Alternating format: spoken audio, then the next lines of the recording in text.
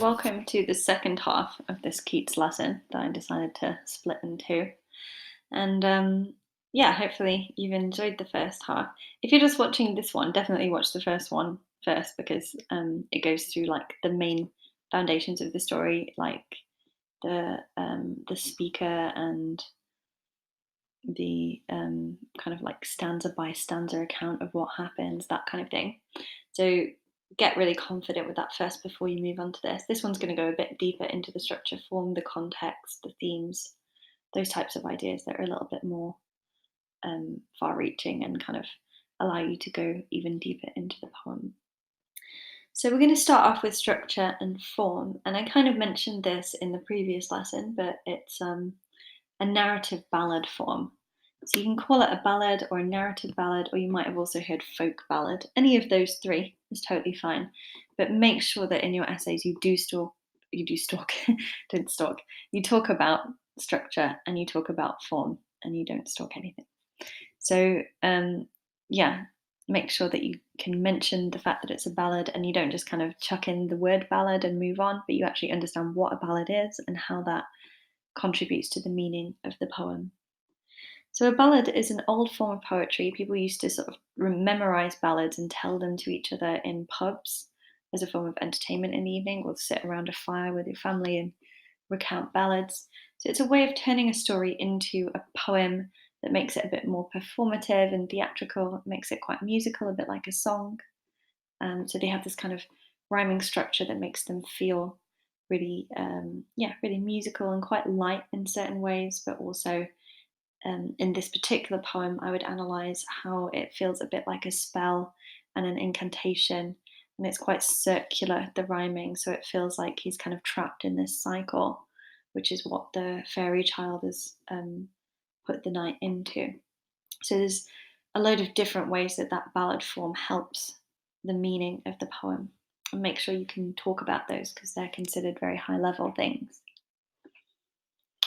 The second one is it's a frame narrative. So I have talked about frame narrative before. It's a story within a story. So we start with a random speaker who's telling the story. We don't know who they are. And they're saying they meet this knight, and then the knight tells them how he got there, how he got onto this cold hillside. So we've got this like layering of stories, which is quite important as well. And it's also a good structural point. If you want to analyze the context of them, they were very famous in Victorian times. So nowadays it seems slightly weird, but in the time that Keats was writing, which is the Victorian period, it was a totally kind of very popular and common and well accepted form of structuring a story. The next word, volta. I love this technique and I try and use it when I write poetry myself. It's where you have a turning point in the middle of the poem where there's a big shift in either like what's going on in the poem or your perception of the story or your understanding of the themes or the mood or the tone, something like that. There's a really important sort of breaking point where everything changes. And in this case, I would say stanza 11 is a volta, so it's quite close towards the end.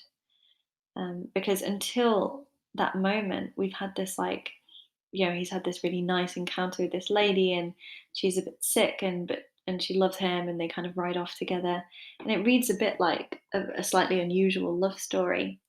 But then it shifts, and we realize it's actually like a horror story instead of a love story, and she's an enchantress, and she's somehow witched him and taken away all his kind of energy and his love for life and so on, and turned him into this kind of wandering, pale, ghostly imitation of his former self.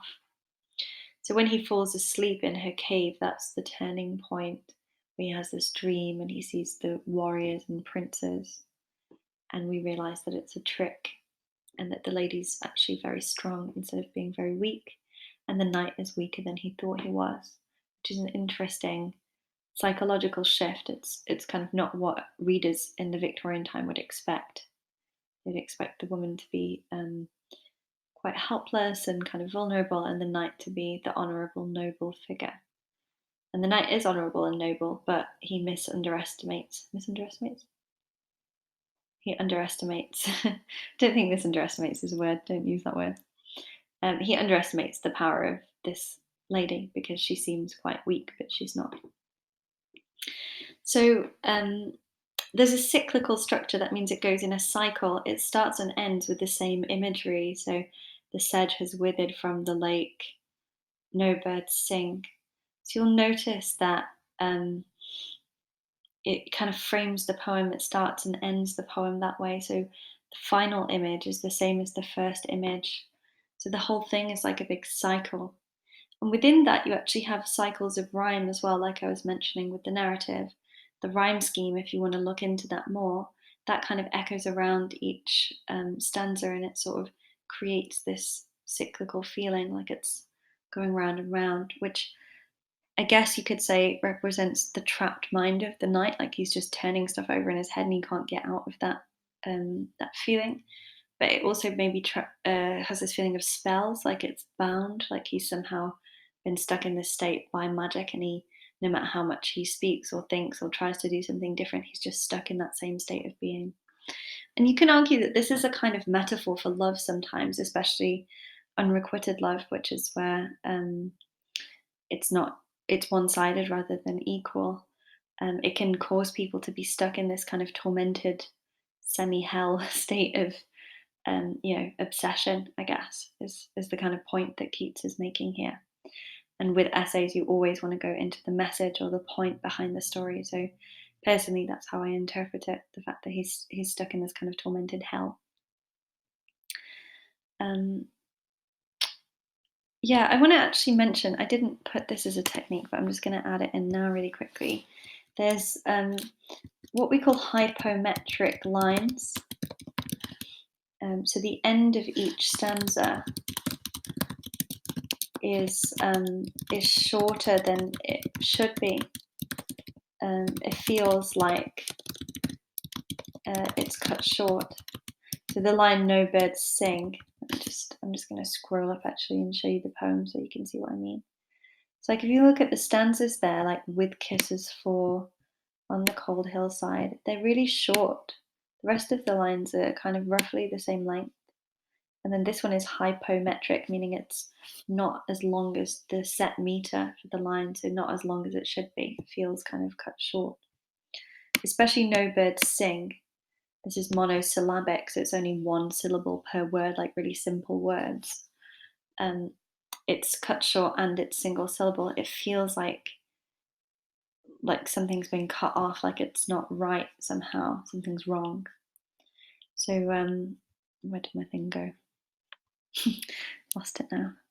Yeah, so it's a hypometric line, meaning it's cut short. So it perhaps expresses the kind of situation of the knight, his life and happiness has been unnaturally cut short by his encounter with the fairy's child.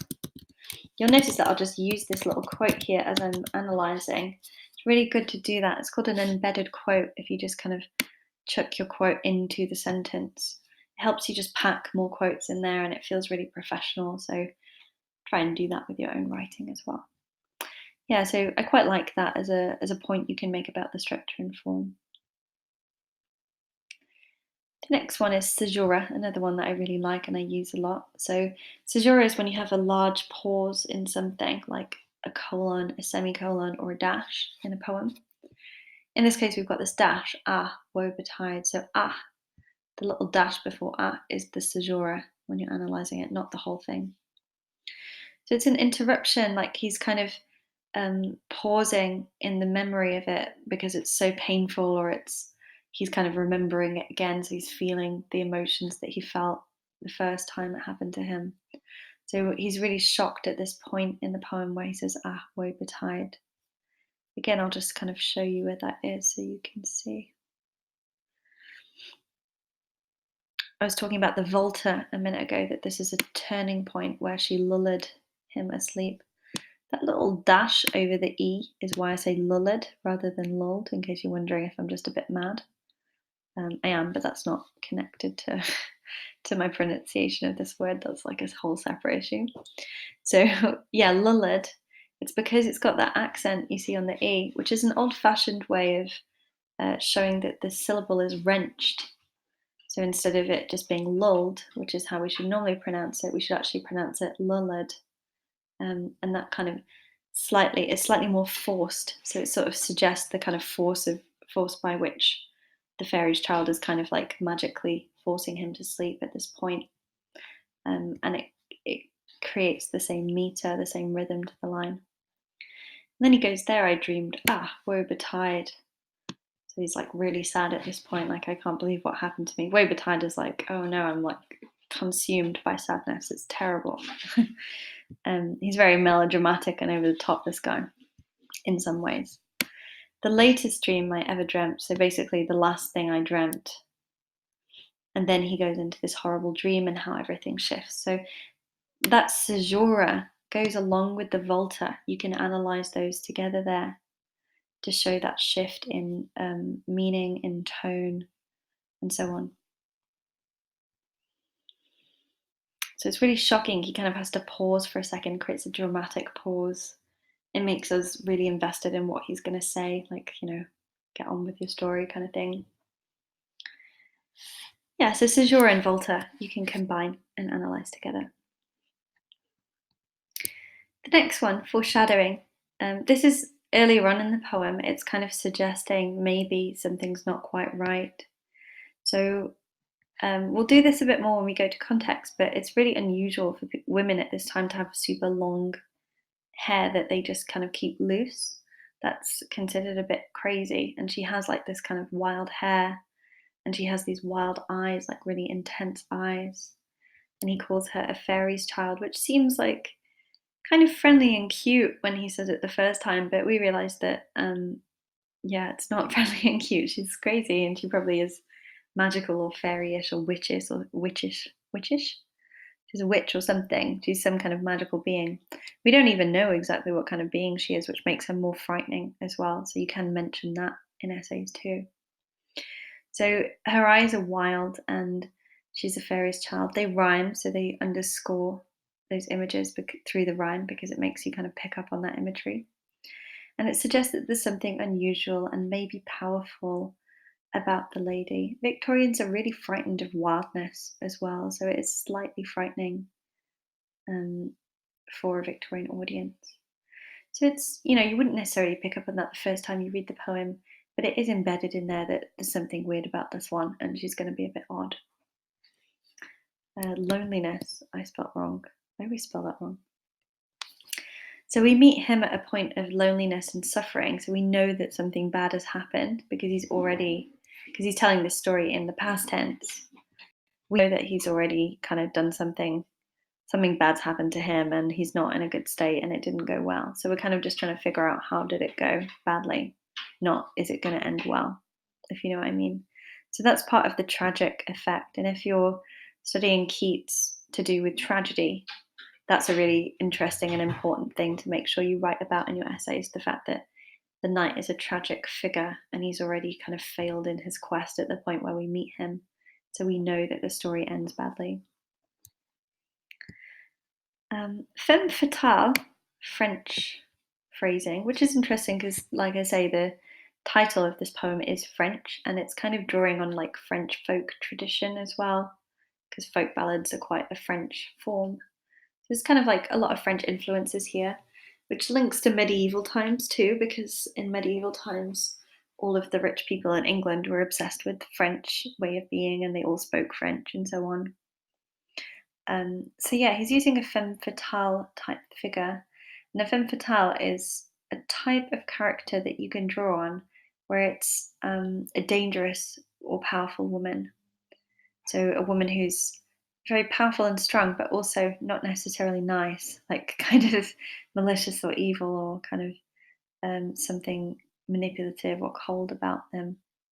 And they sort of use their kind of like feminine, I guess, sexual power, like they're very attractive, and they use this power for negative ends, like for their own ends, not for like finding a nice person to settle down and live with, more for kind of controlling and manipulating those around them.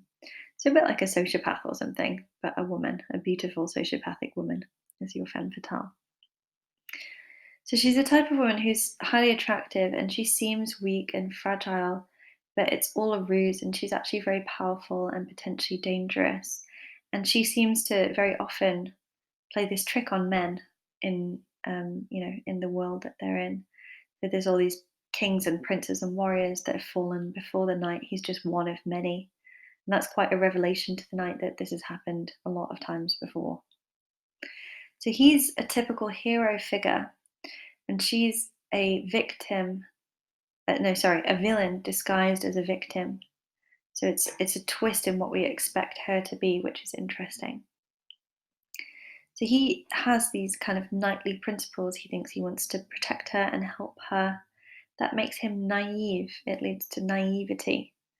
So he's too innocent and he's too sweet and he's not kind of thinking clearly. He's just thinking by his chivalric code, the code of knights, where they have to be kind of great and protective and so on. So he assumes that the woman is like a vulnerable fair maiden type figure. Fair maiden is a medieval type figure as well, where it's like a vulnerable, beautiful young lady who needs protection and needs people to look out for her. And this weakness, where he just assumes she's a standard fair maiden and she's actually a femme fatale, this allows her to bewitch him. So she preys on this naivety and this kind of very like stereotypical view of the world that the knight has. And this leads to his eternal suffering. So this is really important. A message that we can take from it then, there's a few different messages. Maybe if you're too idealistic about love, it leads to suffering when you actually see the reality of the love. So if you pedestalize someone, you think, oh, they're the best, most beautiful, amazing person in the world. You're not actually seeing them for fully what they are, and that could end up causing suffering for you and maybe also for the person you're with. So the difference between idealism, where you're kind of really optimistic and you think the best of everything, and reality, where it's not always the best. Another message is that sadness and suffering can be beautiful, and having perfect beliefs or a perfect approach to life, because the knight tries to be a really perfect hero figure, that still doesn't mean he gets his happy ending. That's a more complex message and it's quite interesting. And I do feel like Keats is trying to sort of tell his audience that no matter how good of a person you are and you have like great intentions or you try to be this great person, it doesn't mean that your life's going to end greatly. It might end negatively still. So there's these important messages coming through that you always have to be sensitive to and you have to use in your analysis in essays. So finally, as a structure point, there's no clear ending. We just meet him in this middle ground where he's like floating around this cold hillside by himself in this daze. So we don't know what happens to him after this. We know how he's got here, but we don't know where he's going. And all of these other warriors and whatever that he sees, they're in the same state he's in now. So we don't really know what happens to them either. We don't know if he'll die either, or if he's just kind of in this half death, half life situation. And I kind of interpret that as a metaphor for depression personally, which that's a way it speaks to our modern society. Like people from nowadays, we're very interested in mental disorders and different states of mind and how you can get trapped in a certain state of mind that is not that useful or helpful to you. And I feel like the knight is in this. I know it's very magical within the poem, but I feel like it's a kind of metaphor for the way that people can get trapped into states of depression where they're no longer feeling happy about anything or connecting to the world around them, and they're very closed off and they're sort of stuck in a state they can't get out of. So it's kind of frightening. It's more frightening because we don't really know, there's no ending to the story. This is just a random point I've totally noticed just here. I don't know why I've tacked this on the end. It's a good point. It doesn't quite fit there, but yeah, it's a good point. So basically, when she gets put on his horse, and she kind of ends up higher than him, so it's like a physical dominance. Like she leans down to sing. I recommend looking at some paintings of this poem because it was such a popular poem in a certain time in history, like Victorian times. and loads of my favorite painters actually painted this scene where she goes on his horse, and so you can see a bit more of like how it would look there if you have a look at some paintings. If you go to the Medium website and look for Scribbly on there, I've actually put a painting. I can't remember who it was by, maybe Waterhouse. I've put a painting along with the notes to this poem on there, so you can have a look at that if you're interested. So hopefully you're happy with your form and structure now. You've got more than enough points to use in a single essay there. We're going to scroll down and do context. So in this case, this is just kind of like loads of little notes about context, and I'm going to talk through them. And again, only write down the ones that are relevant to you that you don't know already. So some of these, hopefully, you do already know, or you've picked up because I've kind of touched on them while we were talking anyway, while I was talking at you. So yeah, firstly, Keats is a romantic poet. There's about 6 romantic poets. Romantic doesn't necessarily mean about love and romance, although this poem is also about that. It means poets from a certain time period around the Victorian time that dealt with common themes, so like nature, passion, emotional extremes, symbolism, religion and nature and the connection between them, love, death. So certain poets were very interested in these types of themes and they're called romantic poets. And Keats is one of those. So you can see how this poem connects to his themes that he's interested in.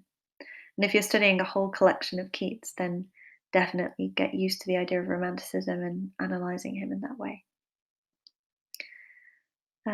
Yeah, I kind of mentioned the second one already. So, like loose hair. I always think this is really crazy of the Victorians, but it does sort of make sense. I'll kind of try and explain it how they thought.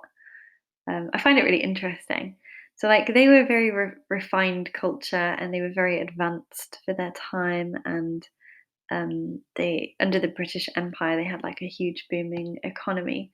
So, it led to thoughts of like the difference between civilization and savagery and the difference between being progressive or regressive in your culture.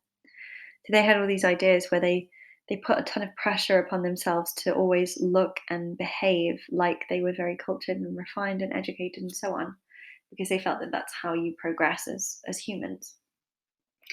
So we obviously don't have this nowadays. My hair is always loose and wild, and probably my eyes are quite wild too sometimes. But yeah, if I was Victorian, it wouldn't be. It would be in a very tight bun, kind of like how ballerinas wear, which I also do sometimes, but not always. So hair that was loose in this time, it was considered that you've not kind of spent time on your appearance, you've not kind of neatened it and tamed it and made it kind of restrained and restricted and refined and cultured and so on. You just let it be wild, and that's more tribal, it's more savage, and therefore it's frightening to Victorians. So they always had their hair in very neat, usually buns. And either it suggests wildness, so a lack of being tame, which they're frightened of, or it suggests insanity, like you're too crazy to know how you're supposed to be in life. This connects to the idea of the theory of physiognomy, which is a really nice little theory that's interesting. I don't think it's nice myself, like I don't agree with it, but it's an interesting idea that Victorians had that they tried to prove, even scientifically prove. So the theory of physiognomy, difficult word to spell, but worth learning to spell because it's a good context point, is that your outward appearance reflects your personality. So if you go around, I mean, we sort of have it a little bit in our culture, like business people, for example, they have quite strict dress codes within the world of business. And if you don't, um, I don't know, like it depends. Like if you don't look like them, some people won't care, but other people will think, well, that's not proper and that's not the way you should dress and so on. So it's kind of an extension of that idea that you want to dress and look how you want to be perceived by people around you, and that the way that you dress and the way that you look is a reflection of your inner character. So that's really important, and it should suggest to the knight that this girl is a bit wild and a bit crazy, and you don't want to get entangled in her mad schemes. So a Victorian audience potentially would pick up on that and think, hang on, there's something wrong. but also feel bad for the knight because he is trying to be a good person and help this girl, and he's just found her sort of around in the middle of nowhere, lying in nature, and it's obviously getting cold at that time of year, and so on. So, interesting theory, physiognomy. Another theory is chivalry. This is medieval, so physiognomy, Victorian. I'll just write this in. Chivalry, medieval, they're not the same time period, they're hundreds of years apart. It's like saying we're the same as Victorians. We're not. So Victorians are not the same as medieval. And this poem is set in the medieval time, but it's from a Victorian writer. So he was writing like 300, 400 years, maybe 500 even years after the poem is set, which is a long time. So in medieval times, they have this idea of chivalry, which is that men should be polite and cultured and refined in their character and restrained in their emotions and strong and gentlemanly. So we have this idea of like gentlemanliness now, like be a gentleman. That's where this gentleman idea comes from, the idea of chivalry in medieval times. So you're supposed to treat women well, you're supposed to be honorable, you're supposed to educate yourself, and so on.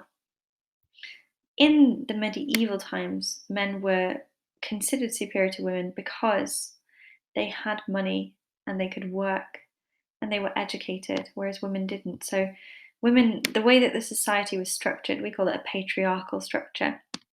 And some people feel like we still live in a patriarchal structure nowadays. I personally don't feel like that we do, given how much I've studied like medieval times, for example, and how different it is to how it was then.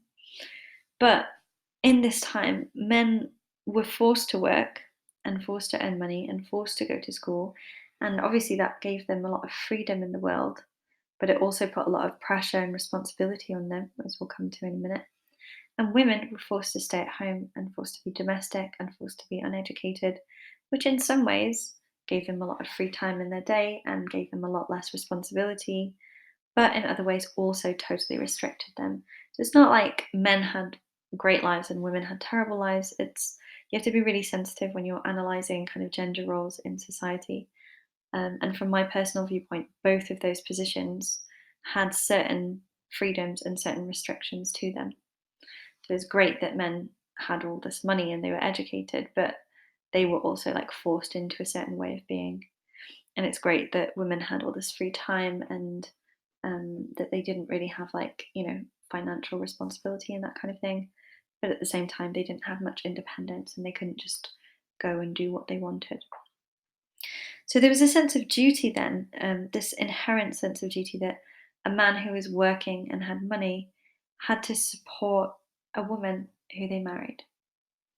And it was their duty to look after them. So that was just part of the culture. And that was a way of kind of trying to fix this balance, I think, of like men having power, women not having power. The men were supposed to support the women.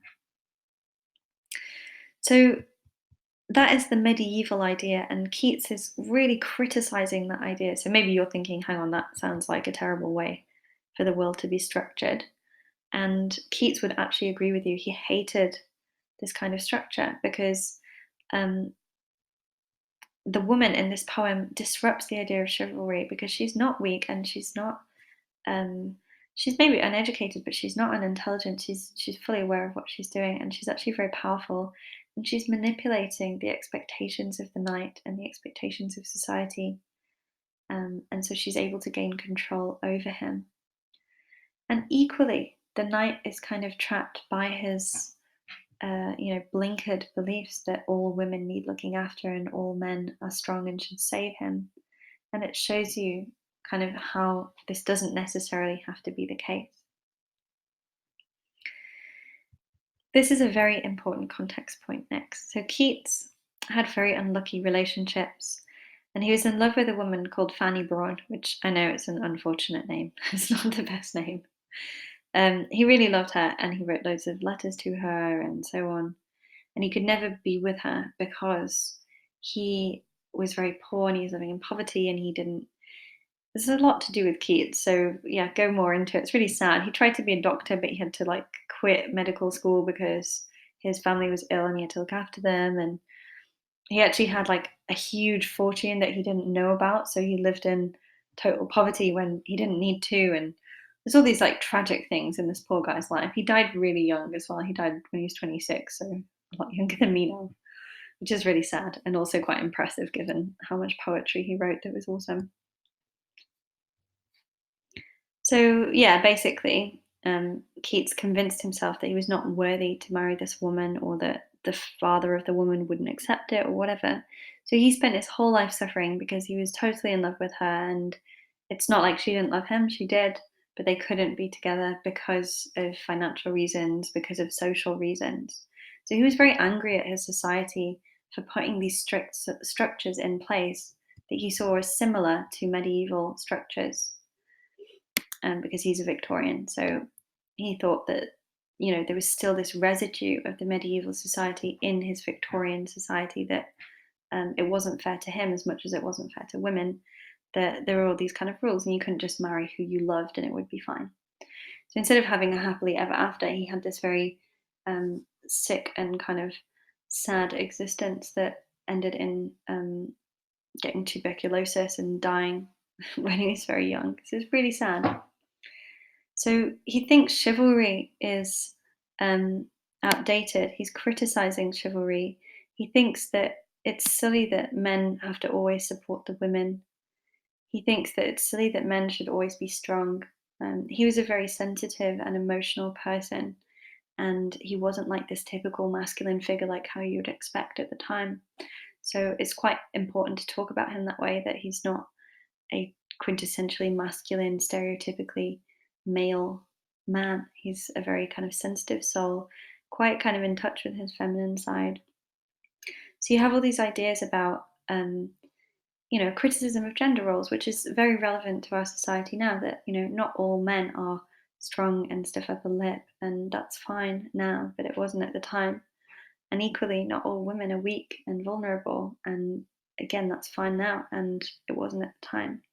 So he's having a go at his society for having these very strict, rigid rules that means he couldn't just have a happily ever after with his own woman, which is quite tragic. But you can see how all of those messages are at play in the poem.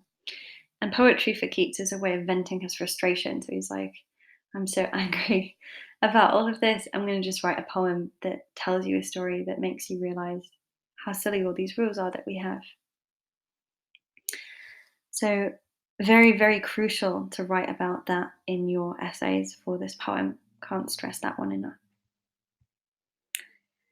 So, medieval period. I've actually written it here because I've forgotten dates because I can never remember dates, which is why I'm not a history teacher, because I do actually like history otherwise. Medieval period, 476 to 1450s. That is sometime in there is where the poem is set. Victorian period, 1830s to 1900, when it was written. So it's like 400, 500-year gap at least between the setting and the time. And again, that's Keats's way of saying, we have these ideas that are the same as medieval. Isn't that outdated? We're supposed to be an advanced culture. The Victorians are always going on about how they're, superior to the different cultures that went before them in Britain because we have more technology and science and advancement and industry and all that kind of stuff. But we still got these same beliefs that people had 500 years ago. It doesn't make sense. So it's an important distinction, and you want to talk about that in your essay as well. Yeah, this is also an important point, and it's really important for anything that is kind of before 1900s, really.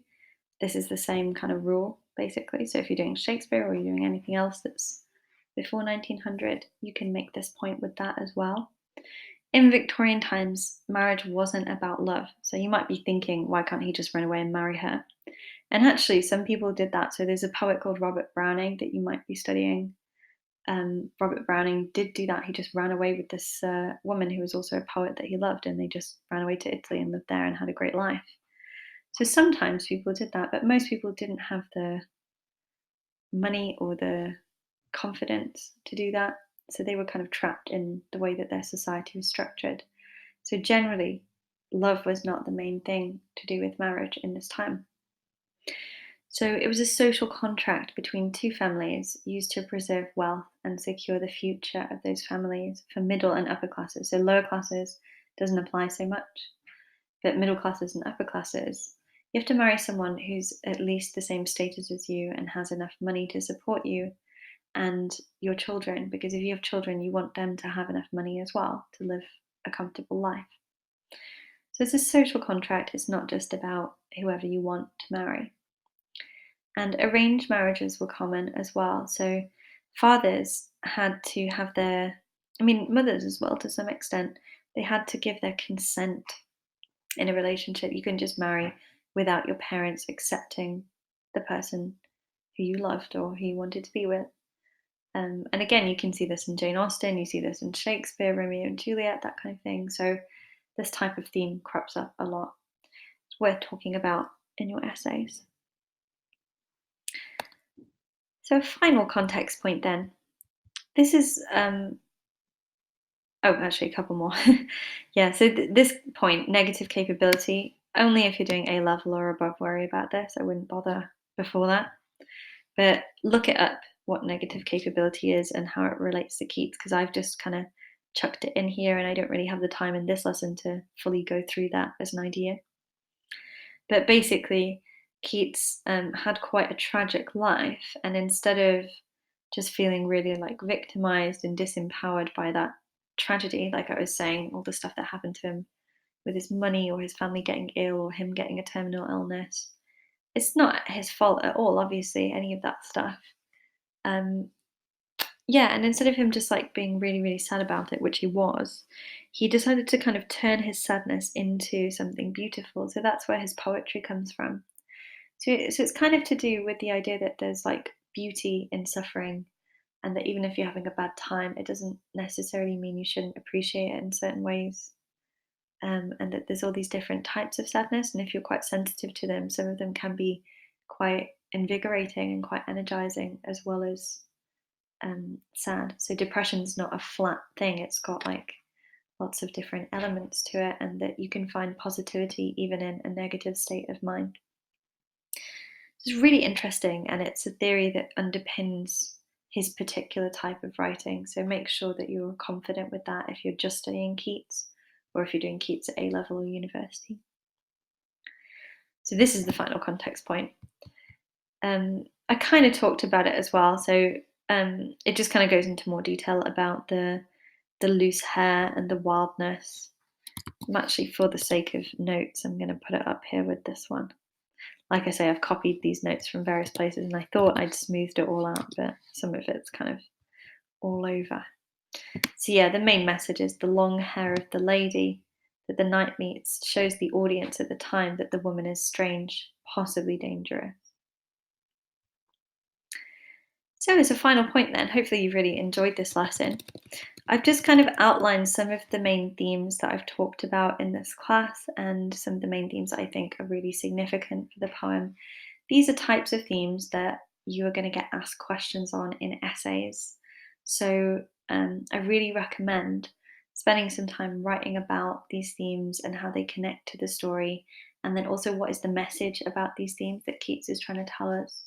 So this is just like a final little exercise that I'd like you to finish this class with if you have time. And if you don't have time now, definitely do it as part of your revision as well. So hopefully you enjoy doing that and you enjoy applying all of the things that you've learnt over this lesson. And hopefully you're really into this poem like I am and you like it. And yeah, thank you for listening, and I'll see you in the other poetry lessons on this course.